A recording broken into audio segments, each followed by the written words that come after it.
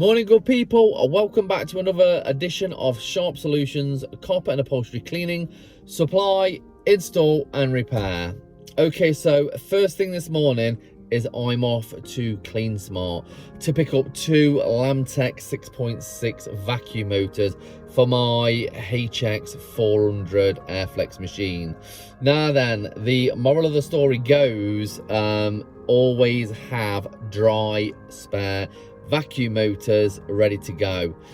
Now, I did have vacuum motors in my van, but they wasn't covered. Now, they'd been there for around 2.5 years. When I brought the machine, I brought two backup motors just in case of a situation where I needed to change one on site. And I took them out about a month ago. Reason being is they was on the top shelf and it had a bit of condensation and it got into the motor and obviously caused a little bit of rust on the top there. So it is something that I need to look into and take them apart, because I think nothing's wrong with them. I think they'll be okay. But yesterday it was a disaster. I basically was on a 3-bedroom property and I got down to the stairs. So I'd done the 3 bedrooms. On the stairs I got the lounge and diner left, and one of my vacuum motors decided to go. I carried on with the one vacuum motor which still had good suction, and I was just literally finishing the hallway. I had about 2 strokes to do, wet passes, and then the other motor went. It was a nightmare. Luckily enough, I managed to finish it just with using a rotary just on that part, which wasn't heavily soiled, so we got away with it nicely. But it meant going down to Clean Smart this morning and obviously picking up 2 new vacuum motors. So yesterday, as soon as I'd done work, I put those on order, and that's where we're going now to pick them up. And then today we've got a nice easy day. I'm going to basically put on a new Teflon, 100% Teflon glide that I brought from Josh Taylor at Solutions, Synthetic Solutions. And we're going to put these vacuum motors in. So it's going to be a little bit longer video today because I did want to cover the actual changing of the motors. Now, I've been on their website and they are like a plug and play. I'm not obviously an electrician or anything like that, so I will be getting my electrician to look over these once they're done, and obviously getting it pat tested as well. But today I need to get these vac motors in, and in the past I have put quite hard vacuum motors in the older machines, so the newer ones are a doddle as such. Well, I wouldn't say a doddle, but I'm expecting it to be easier. Now, it's just a case of unbolting and putting them in. I'm going to do the full video on it, so I hope you enjoy it, guys. I hope you take something away from it, even if you basically never intend on changing your own vac motors. You might be looking for a new glide. You might not have had a glide before, so we'll be fitting that and trying it out, and we're going to see how it goes basically. So I hope you enjoy the video. Give us a thumbs up if it's the first time you're watching. Go ahead and subscribe. If you want to be notified of upcoming videos, hit the notifications bell, and I'll see you in the next one. In the 2 years I've had this machine, I've never personally been inside it. I use a guy that's an electrician who checks it off for me once every 12 months. But I've not been inside it myself. Today, I will be changing the motors myself. I've said it before and I've got to state it again, that I'm not an electrician, I'm not qualified to change these motors, but I have a good understanding of how they go, and I have done quite advanced motor changes before on older machines that aren't easy, and you do get the plug and play is kind of what it is on these machines. You know, there's 2 screw heads on the top. We take them out on either side, the machine lifts up, and then you've got a panel that drops down with your motors on. So all I'm going to do now is take out these 2 screw heads.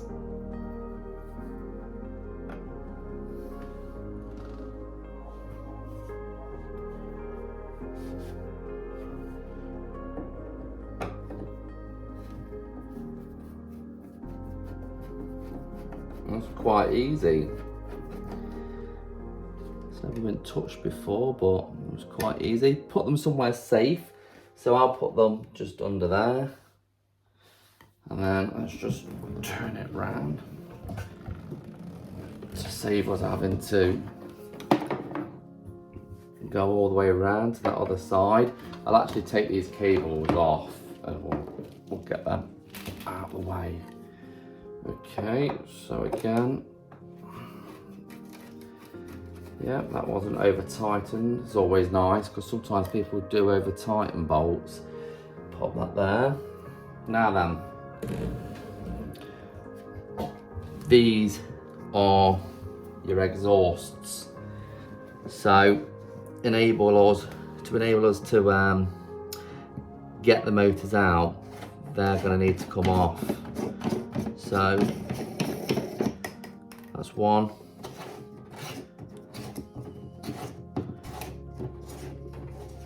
I've had this machine, like I say, for about 2.5 years, and in that 2.5 years I have on a couple of occasions sucked water through the vacs. So they've done well, because a lot of the time when you suck water through your vacs, they don't last long at all.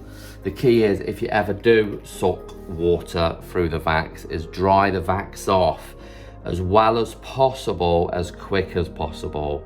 So literally what I do is lift up the lid on the waste tank, open the gate valve so we can dry the motors off, so we're sucking in air, okay, as much air as possible, and I'll let that run for 10 minutes or so with both motors on. And on both occasions when I did unfortunately suck water through these vacs, that's what I did. So 2.5 years on a couple of occasions where, you know, they've taken in water is good.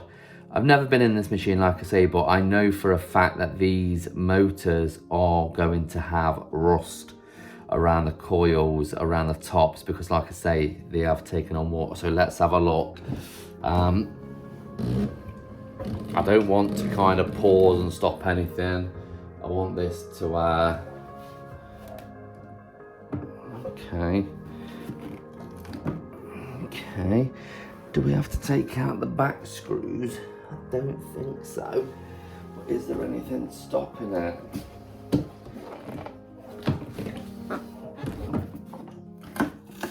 It's just a gasket. Right.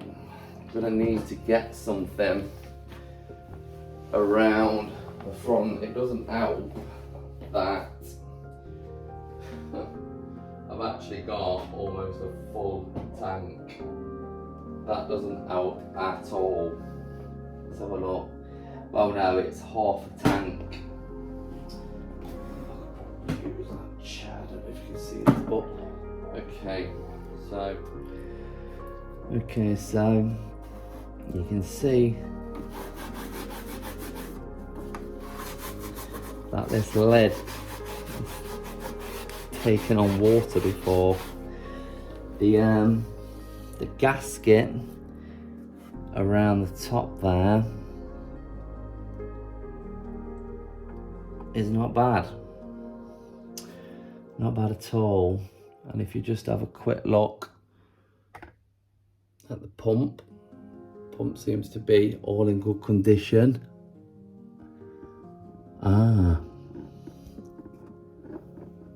The wiring here, okay, yeah, it's not burnt.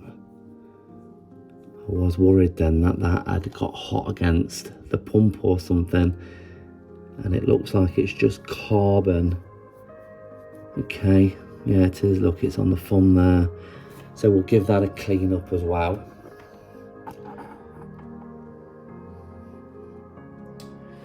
Right, so apparently these are hand tight. Lefty loosey should take those off. So one,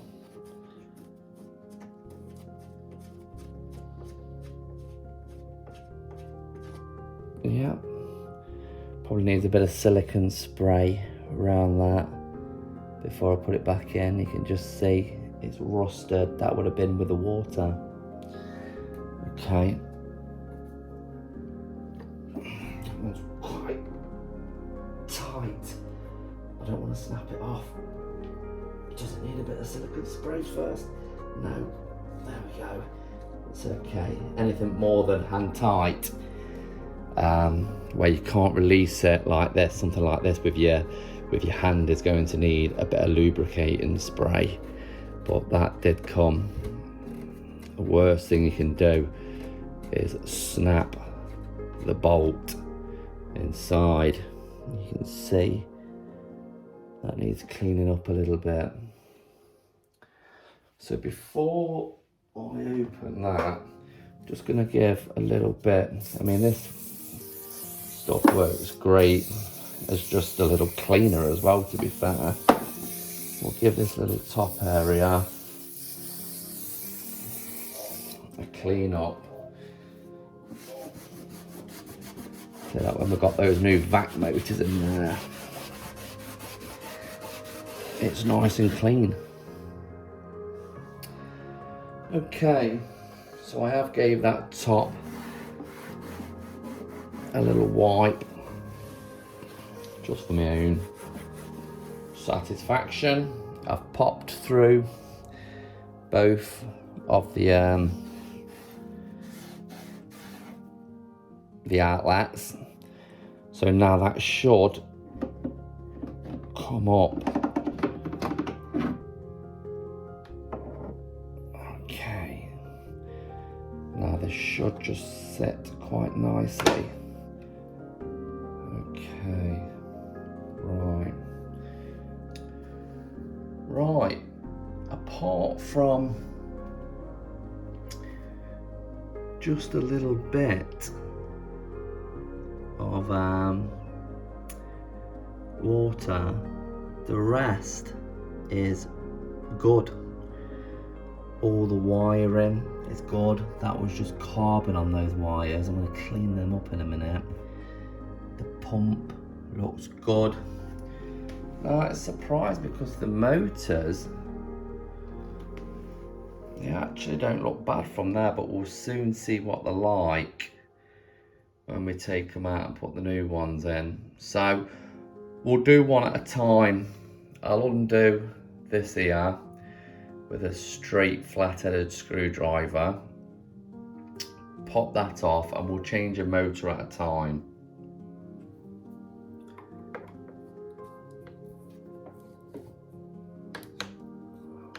Just a little loosen. Should be enough. There we go. You don't have to go mad and taking them out, but that does want to go one way, so it's going to be that way. Okay, right, let's put that down there with the other bits, and let's work on taking this motor out.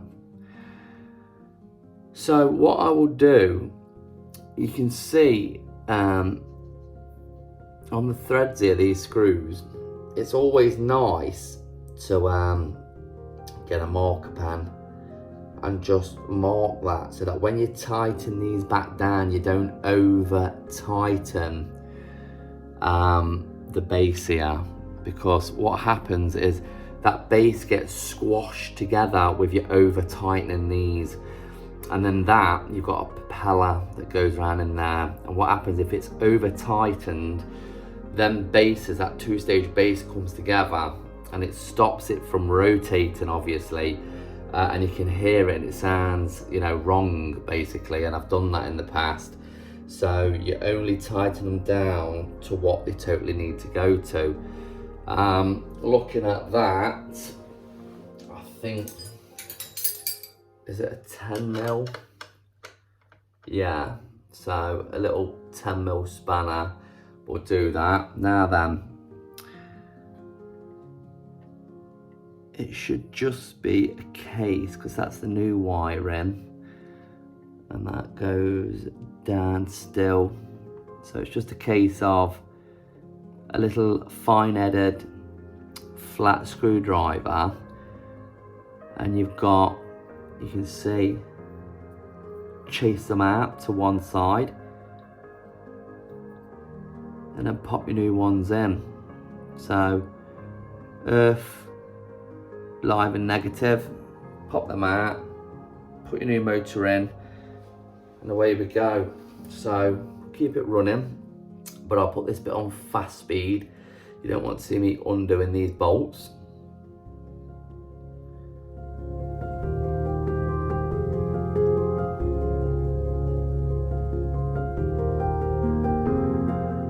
Right, I've just taken off these little plastic kind of Jubilee clips because we need to get to the wires. So I've got new ones of those to go onto the new motors. You can see that I'm going to take out this motor first, so I'm just chasing the wire, and if I turn over that end, you can see that they go into this bottom one. Now I'm going to take a photo because the bottom wires are different, where the black one's in that side and the white one's in this side, and both of the earths go to the middle. On the other side, it's the other way round. So I'll take a photo of that, but I'll remember it, but I'll take a photo just in case, so I remember that the new wires, they go the other way round. Now then, there's my fine little screwdriver. We can start to undo that. That's it. It's not over tight, which is good. The earth.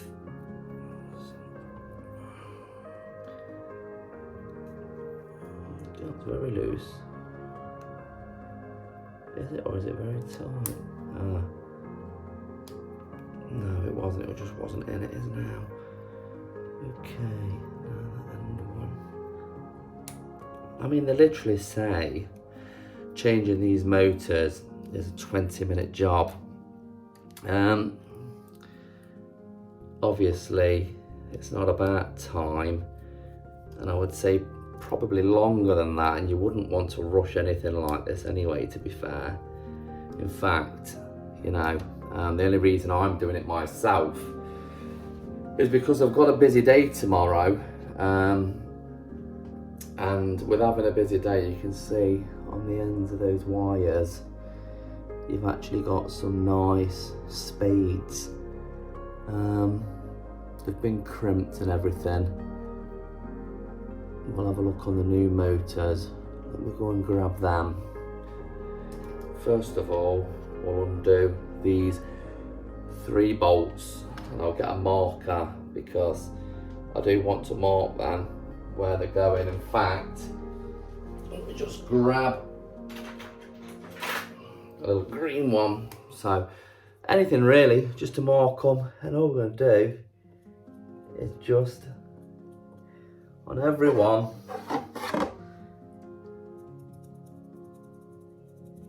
put a mark so we know how far to tighten them down. What's that?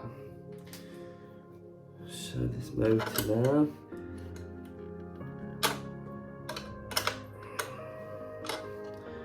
It's not over tight anyway, or it might be spinning actually. It is spinning on that one.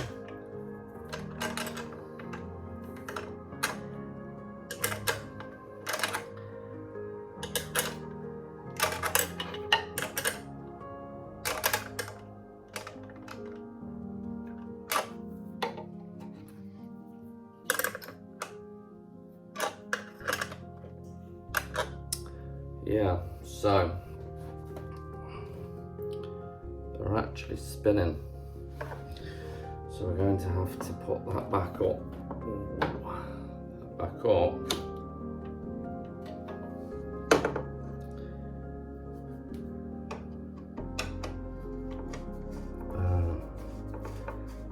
That'll be why.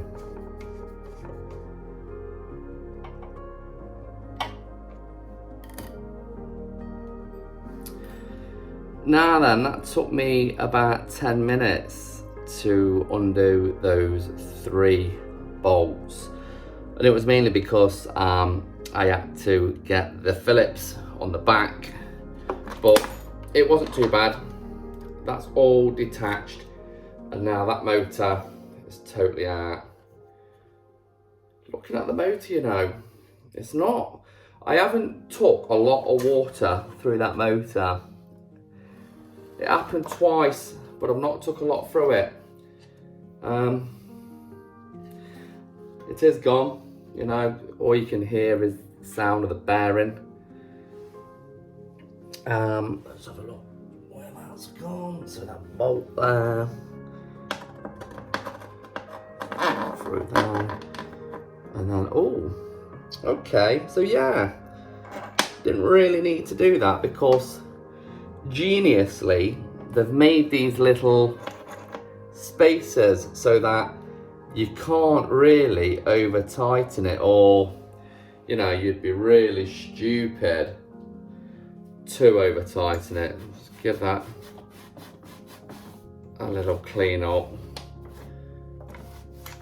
before popping back on the motor.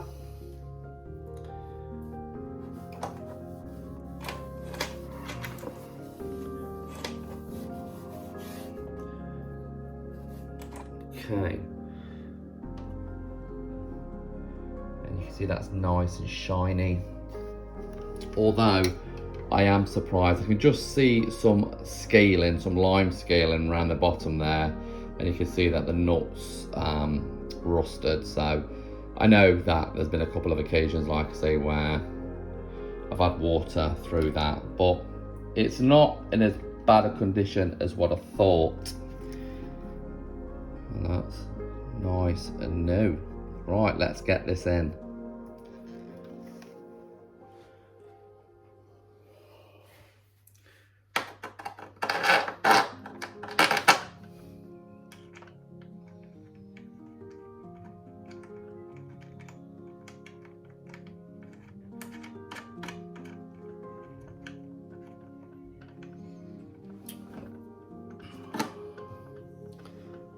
Okay, let's get this all tightened down.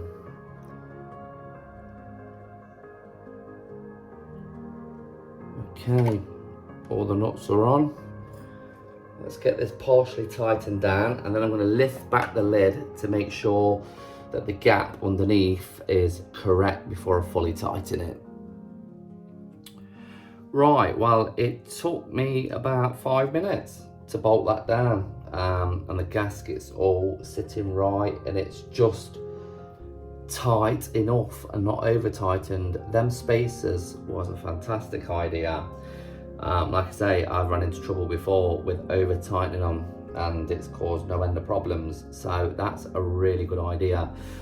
I've put the exhaust back on, tightened that up, and that ran through there so that when that flaps back over, that is going to be the bottom exhaust.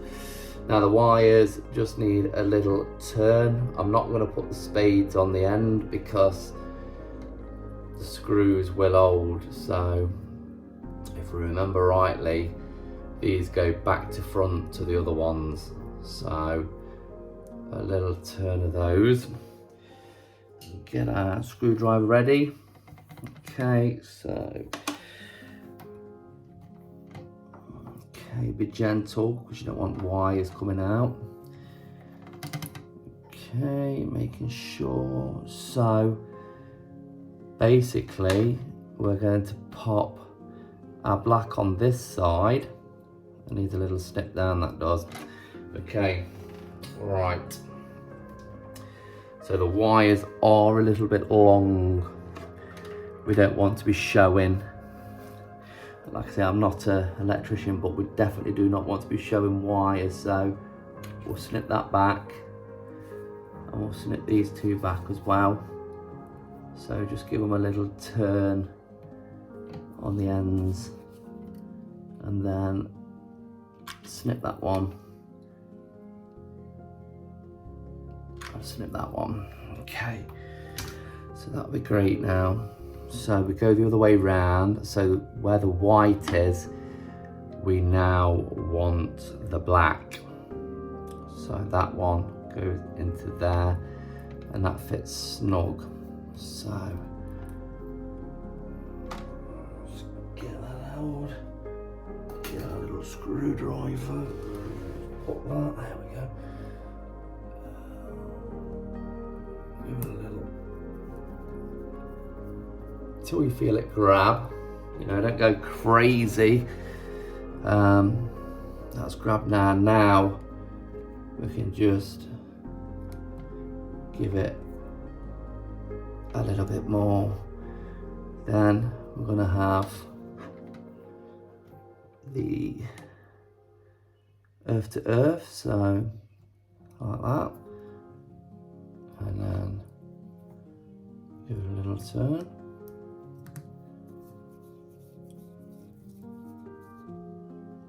And that's got that, so then just give it a,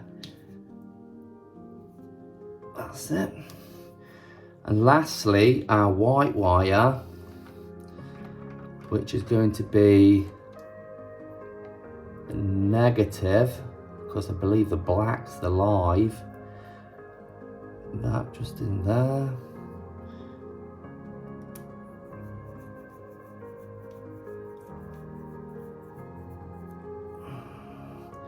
Just so it grabs it. Then give it a tighten up, okey-doke. And all you want to do is just a little tug to make sure that your wiring is as it should be. And that's great. We can put a little Jubilee clip around there, a couple in fact, to hold that together. Not yet though, because we're just going to replace the other motor now. And I might have this one just on high speed, because you've just seen me take out the other one, so it's not going to be a big issue.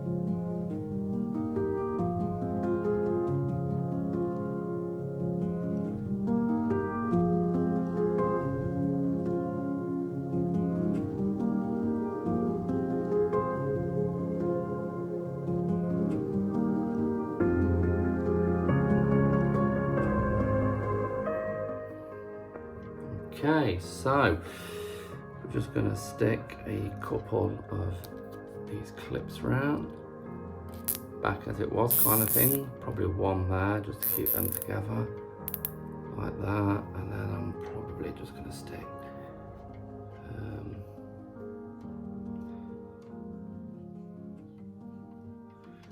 yeah, another one just there.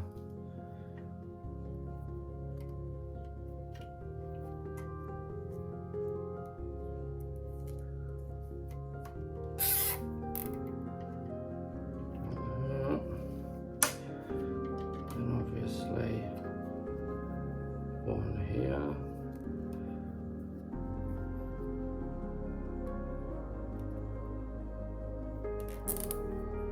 Slide it down a bit more. Just about there. And then one just there.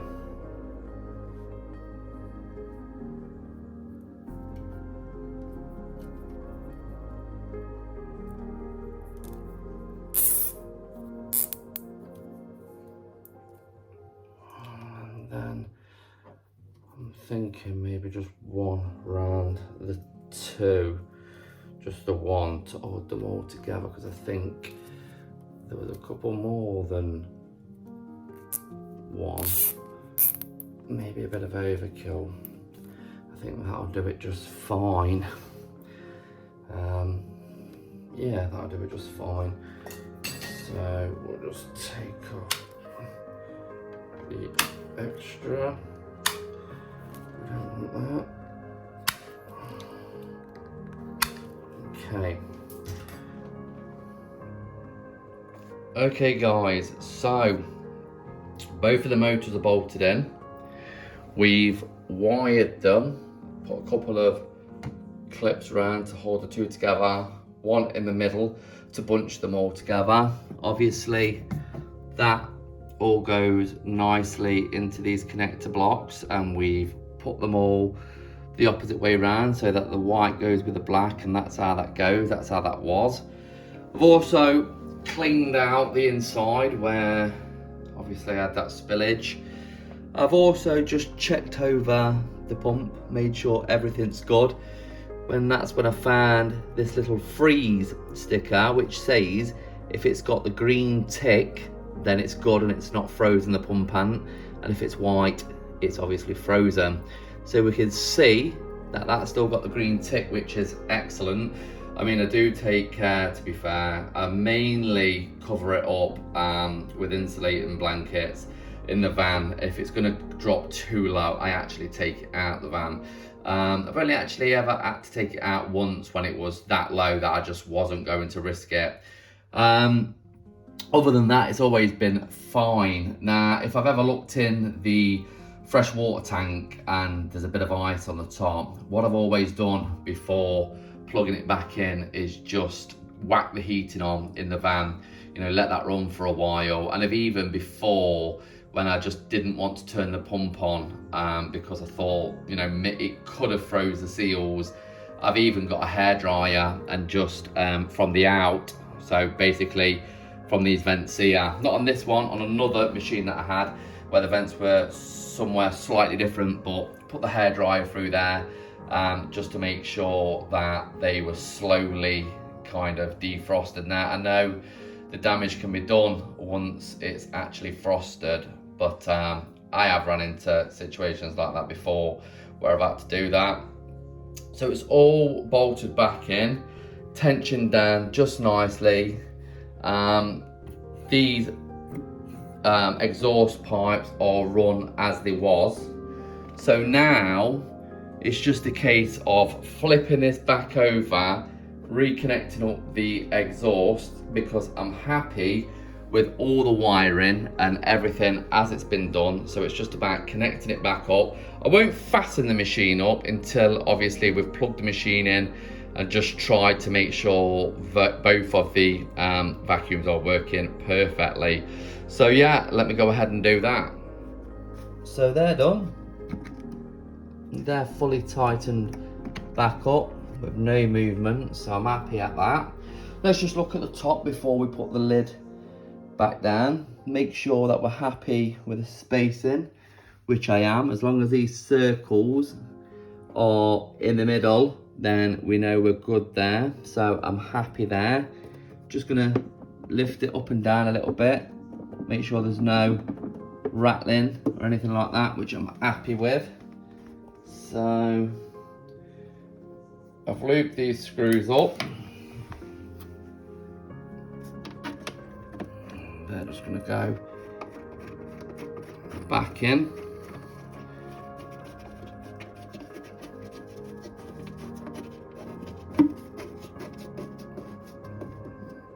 Hand tight. That's it. No, not over, because there's a good chance it's going to be off again. Right, we'll get this other one in. Right, well, that's the machine switched on. I've not actually put the vacuum switches on yet, but you can hear the fans going. So we're all good there. The fan's working nicely, which it should, because that hasn't been touched at all. So here we go. Vac 1 first. Wow. Vac 2.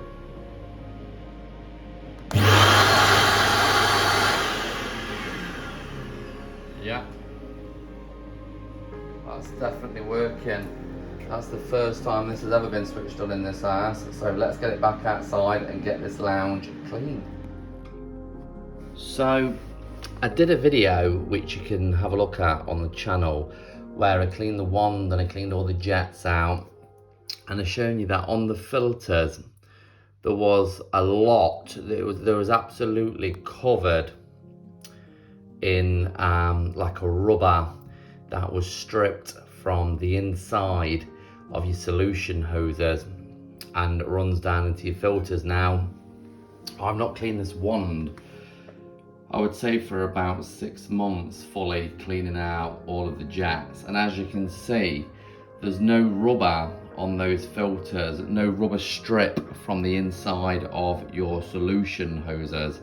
And that's because I changed from going kind of almost boiling water, you know, as hot as I could possibly get it with a hot box, to just using hot water from the tap.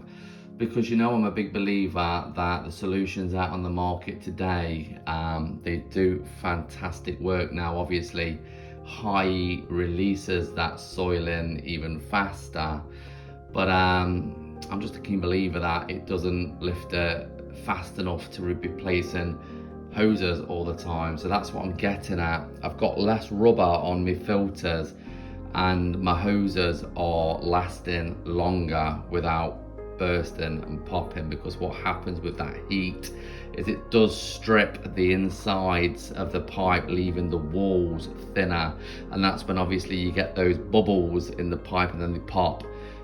So you do have to change your hoses a lot more frequently when you use very high temperatures. So hot water is what I use. I'm not saying everyone, you know, go out there because that's the best kind of method to use. I'm just saying I wanted to test it. I'm getting great results still. Yes, I admit that the hotter, the faster it's going to be, but I'm still getting great results without having to go to the extreme of double heating, let's say, the water. As long as I can get it kind of wrist up at the tap, it's been doing a fantastic job of all my cleans, and my solution hoses are lasting longer.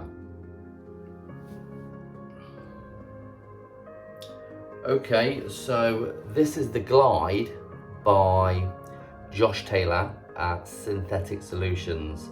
Now then, for those that haven't got a Glide or have never used a Glide before and are thinking about getting a Glide, there's differences and there's levels, okay?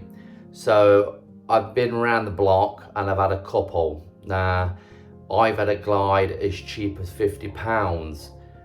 That did the job, but it didn't last long. And the reason it didn't last long is because I've been told, I've done a little bit of research before I actually went to Josh Taylor, and I knew that there's plastics and there's plastics, okay? Now, a lot of glides aren't 100% Teflon or very close to 100%. Most of them are mixed with weaker plastics. And then what happens with use, and I personally think that solutions, especially solvent ones, can also bind onto the Glide itself, and if not obviously rinsed off, can soften those sort of plastics. Now this one is a 100% Teflon, so it's a solid cut of plastic. It's actually a solid machined Glide, and I'll just point it up to you. I mean, this is handmade by it's machine made, but it's made by Josh or some of his workers, but basically he goes to great lengths to make sure that the Glide is going to fit your wand correctly.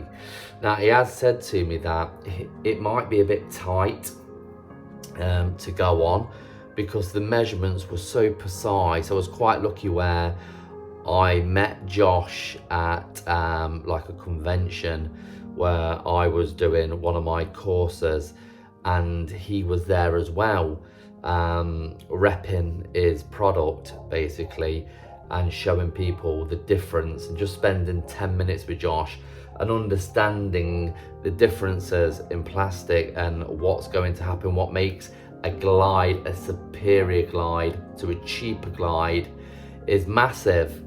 And I come away with the satisfaction that I was going to get a top performing glide.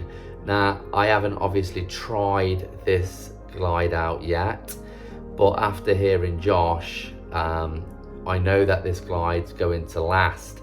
So I will be fitting it today, and then I'll be cleaning my own lounge carpet just to see how snug the fit is. Now, he used like a gauge meter where literally, you know, it's to the mill of a mill kind of thing. You're really getting into tight measurements when you're using tooling like that. So I'm guessing by this little cutout here, if you can see that on that side, that's going to be going on the inside of the wand, because that is the lip there. And if I can just get you to see that, that's the lip. You focus for me, there we go. Can you see that I've got a ledge on that lip, and that's going to go under the underside of the wand head here. Now, I have obviously just tried it up, and it goes over the actual width of the head, and it is nice and tight. So I know there's no chance of fitting this glide like most glides just with pure pressure. You're just going to do damage. So what I'm going to do is get a pair of gloves on, and I'm going to heat this in some boiling water. I'm going to leave it in there for a couple of minutes, and then we're going to try and fit this glide onto the end of this wand for a nice snug tight fit. And then, as I say, we'll clean my lounge carpet. So with the new motors that have gone in the HX 400 and the new One Glide, we'll see what sort of performance we can get, because obviously it's coincided where changing the motors on my machine and popping the new top of the range glide onto the wand have come into sync kind of thing. So I know that I've got great pressure behind the motors, and I know that the wand is obviously going to be performing with the suction and everything else as I want it to. So there's no better time than to do this than today. Right then, I've had this in the boiling water for a few minutes, so it's now time to fit. That is soft, it's expanded. So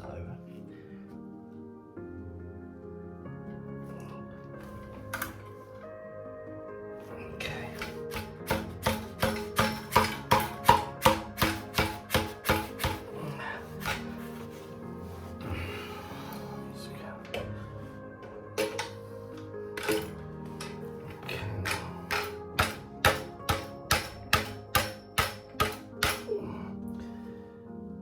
Over that side, a little bit of plastic has come off, and I guess that's down to tightness, and it has lipped every side. That last bit clipped in then, lovely. It just needs a little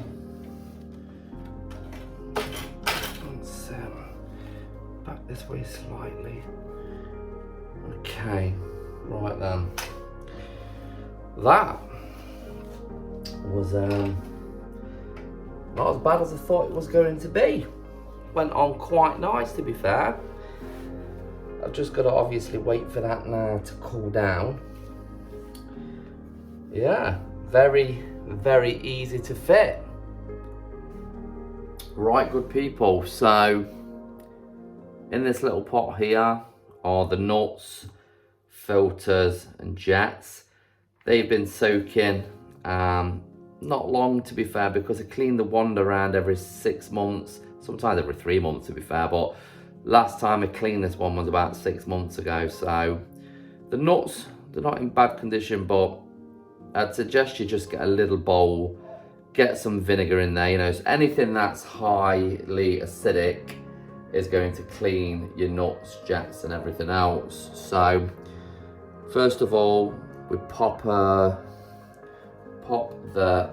filters back in, so just give them a little bit of a clean off, and then they just literally sit back in there like that. Here's another. Again, give it a little clean off all around. Totally cleaned out and ready to be seated back in there. So that's 2. Make sure that they are round so that the kind of spade side is flat, because otherwise it will be shooting around the other way. Now then, that's your jet. So filters are in, just cleaning up the top side of the jet. Looking at it, I can see daylight through it, nice and light. See if you can see that. There's no, what happens with these jets is over time, with obviously putting solutions and water through and everything else, is it corrodes the eye, so the eye gets bigger, and then that's when you need to replace your jets. Now that's always going to wear, that's just, you know, wear and tear, but they do last a long time. And wow, I mean, these ones, I'm going to be honest with you, I've probably had these same jets in for, I'd say, probably about, I'd say about 4 years ago, maybe even 5 years ago, I changed these jets. Got them from ProChem because it is a Glide Master wand. Again, just give them a rub off.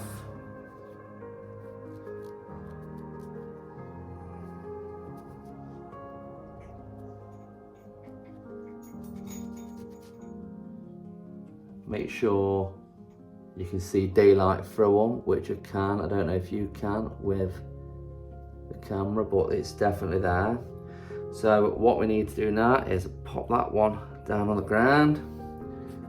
Just get that top side on that one a little bit more. Sometimes a very fine sandpaper is good. Just very fine sandpaper if you want them to obviously sparkle and shine, get some brasso on them. I've been there and I've done that. I don't do that anymore because I'm not really showing these jets off to anyone, and they just get dirty again. It's not worth it. Just really, you know, having them in a solution of vinegar or anything highly acidic is enough. You know, it's great. So just give that a good clean off. So it is, you know, it does come up very clean just with an hour in some vinegar. I'll show you the other one that's been there but needs wiping off. So there's going to be a major difference between the two. Give this one a clean off, and I'll show you the rag, and you'll see exactly, you know, what comes off. So yeah, it's always worth cleaning them out. So now seat your jet through your nut, so it's like that. Now what you have to do is it needs to be facing like that when it's fully tightened. So what you do is you hand tighten it so it's, let's say, back turn a quarter, and then when you put the pressure on to tighten the nut, it gets the jet directly straight, so that when the water comes out the end, it's fanning this way and not this way. Are you with me? So that's for anyone out there that's never changed their own. So now we're just going to literally place it back on, like I say. Yeah, hand tight so that it don't go no more, and then back a quarter. Same with the second one. Pop your jet in, give it a little shake so it seats,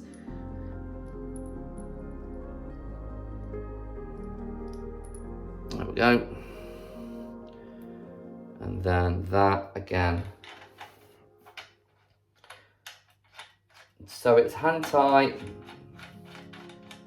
that's hand tight, and then back a quarter. So, let me try and get this a little bit lower, there we go. Okay, so you can see at the moment, my jet is kind of off spun. So as I start to tighten that, it will tighten, it will move that jet with it. So, and that's it. I'm happy at them. They're now facing where they're fanning out this way, and not this way. Okay, so the glide is nice and tight on the end there. Don't know if you can see that. There we go, it's clipped on. All put back together. It's had a clean, and now that's ready for use.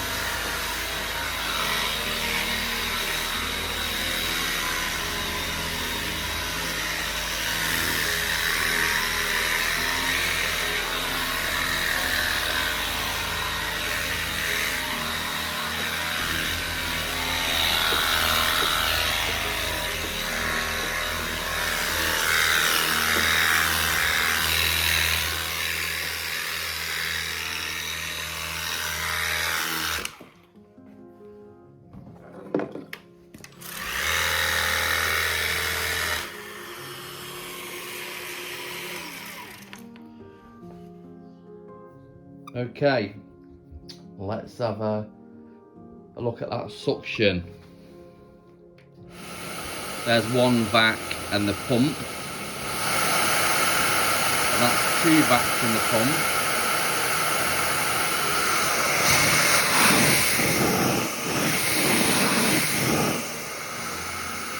And the suction was good.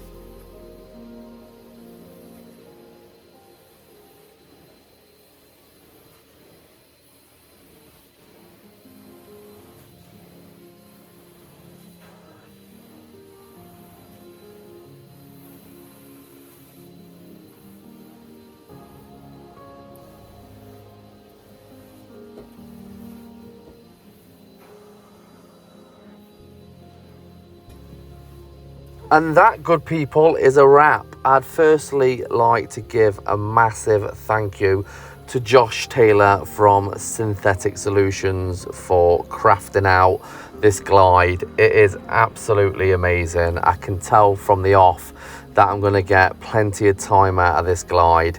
It is a really good quality, and if you're after a glide, I would definitely get in touch with Josh as soon as possible. Secondly, I'd like to give a big thank you to Clean Smart for obviously putting me 2 motors aside at short notice, and literally me being able to go and collect them the next day. So till next time, guys, stay safe, look after yourselves, and I'll see you in the next one.